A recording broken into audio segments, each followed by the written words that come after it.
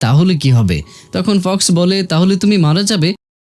এখান থেকে সিন কাট হয়ে আমাদের পরের দৃশ্যে দেখানো হয়, যখন থেকে লিডাম জানতে পেরেছে যে তার কাছে খুবই কম সময় আছে, তখন সে সিদ্ধান্ত নেয় যে সে ওই সব টেস্টি খাবার খাবে যেগুলো সে আগে কখনোই খায়নি।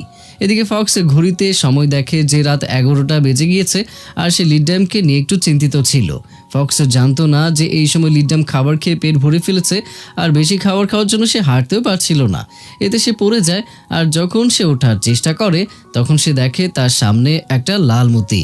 এটা দেখে সে অনেক খুশি হয়ে যায় আর তাড়াতাড়ি ফক্সের বাসায় চলে আসে, আর ফক্সের কাছে গিয়ে বলে, আমি মারা যাব না। এই কথা শুনে ফক্স লিডামের দিকে তাকায় আর বলে, তুমি টুপি ধরে আছো কেন? এই কথা শুনে লিডামের মন খারাপ হয়ে যায়। তখনই ফক্স দেখে লিডামের শরীর ঠিক নেই আর সে বমি করতে চলেছে। কিন্তু যখন ফক্স ভালো করে খেয়াল করে তখন সে বুঝতে পারে যে লিডাম বমি করার জন্য ওই পুরনো দামি ফুলদানি ব্যবহার করতে চাচ্ছে। আর